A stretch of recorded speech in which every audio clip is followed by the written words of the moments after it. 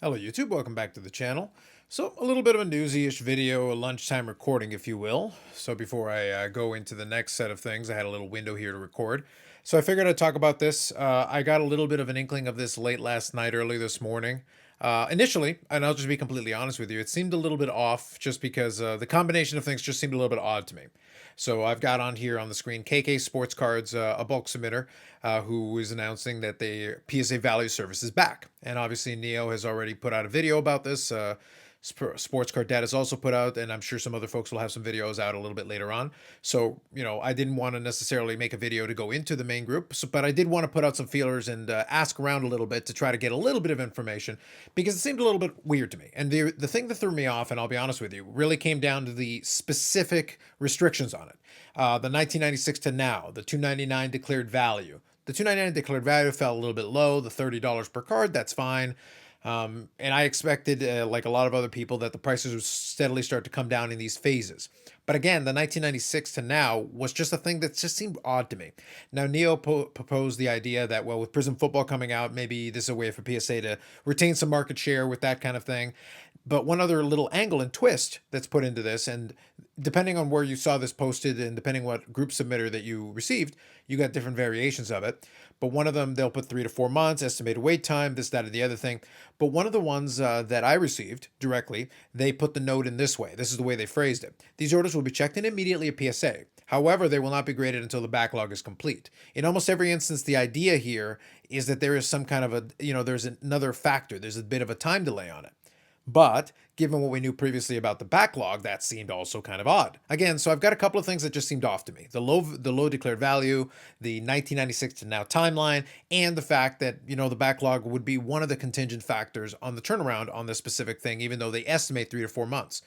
And given that the backlog was supposed to be done by the early fall, that seemed a little bit off to me. So again, I put out some feelers and asked some questions. And in the course of asking questions, I got a little bit of I got some things thrown my way that made things make a little bit more sense. So I'm not going to put this out as a reporting thing. I'm just going to say that the scenarios presented to me were made a little bit more sense. And some of the individuals that I spoke to would be in a better position to know than the rank and file person, including myself.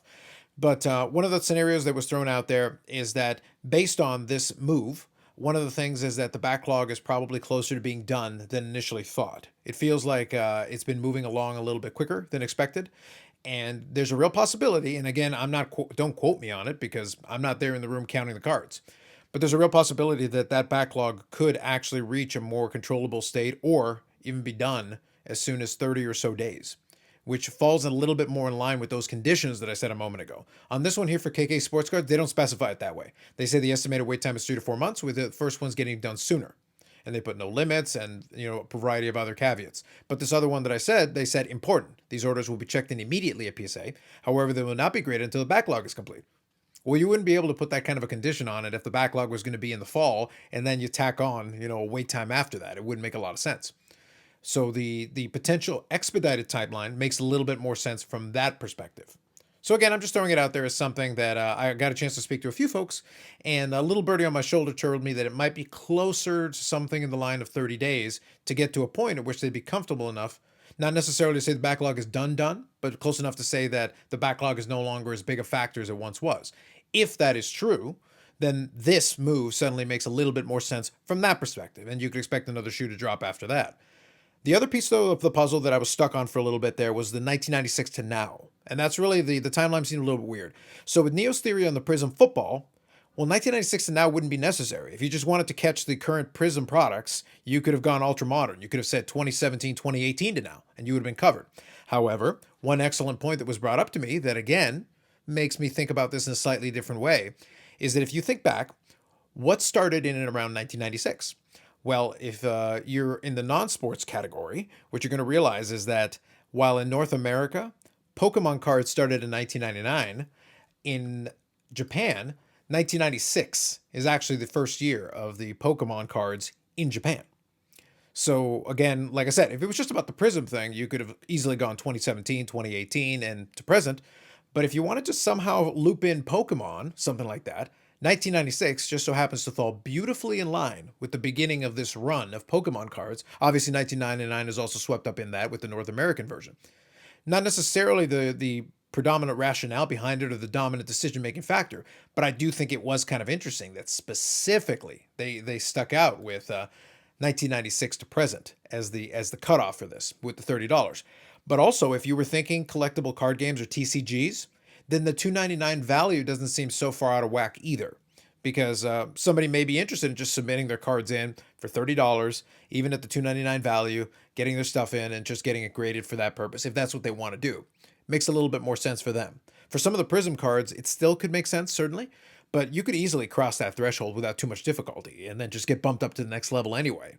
So if you were doing a Prism like a Prism, silver Prism or gold, gold Prism, it's going to probably pass the 299 thing and you'd have to pay the $50 level either way. So it's one of those things like this wouldn't really help you. It wouldn't fit into it, and you could pretty much get it started right away. So we'll have to see kind of how that plays out. But those were a couple of very specific things that kind of came up in the conversations I was having that I kind of thought about a little bit, and that started to make a little bit more sense from that perspective. I'm still not 100% on board with the general premise of doing it this way. If it was me, I probably would have looked at just not even bothering with the 96 to now cutoff, maybe doing it as in terms of those events and starting off with a restricted version of it if you wanted to just introduce it and make it available, kind of first come, first serve. Obviously, that would still frustrate some people, but 299 value in 1996 to now will frustrate some people.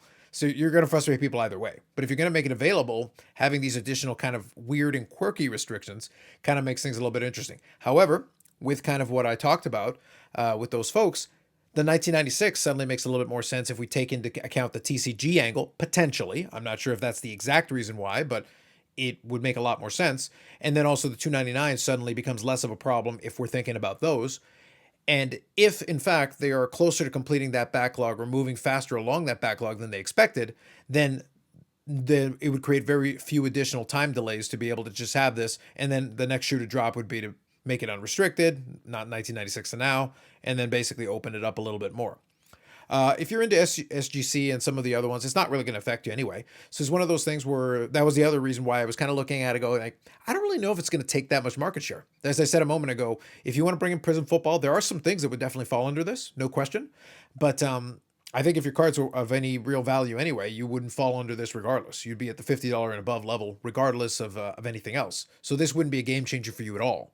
It would just be a stepping stone towards getting it to more opened up and maybe a potential lower level for set registry folks or certain specific conditions. So just some kind of food for thought this afternoon. A little bit of a lunchtime thing. It was kind of interesting trying to get my head around it this morning. And in terms of talking through some folks throughout the day, I was able to at least get my head around what could be some of the motivating factor. Again, you never know for 100% sure. Haven't been able to wiretap the secret cabal quite yet. But in the meantime, it was some interesting food for thought that I had that I thought I would share with you. I left it open. Any thoughts or comments you might have, I'd be interested to see kind of where your head's at on this. Again, if you think it's a Prism football thing exclusively, great. Let me know that in the comments. If you kind of understand what I'm getting at as far as that TCG angle, that could be a little bit interesting. And if they're expressing some kind of confidence that they may be able to introduce another level or two before, and this is just kind of step one, kind of laying the groundwork for what would come after, just to at least start opening that segment. So we'll have to see. Do you expect that that's going to be a next step, a first step towards a few more? If you do think there's going to be a lower price level, I'd be curious. We talked about it and did some discussions on it the last couple of weeks or so. What price level do you think they would settle at? Not what you want.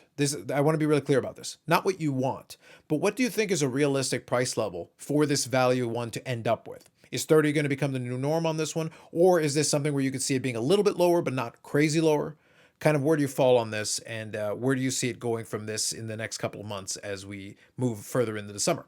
Anyway, just some food for thought on that. I thought I'd throw that out there from some of the conversations that I was having. More videos coming up on the channel. Live streams should be happening as usual this Friday, 8 p.m. as we've been doing this summer, and then we'll kind of play it by ear from there. Thanks very much. We'll catch you in the next one.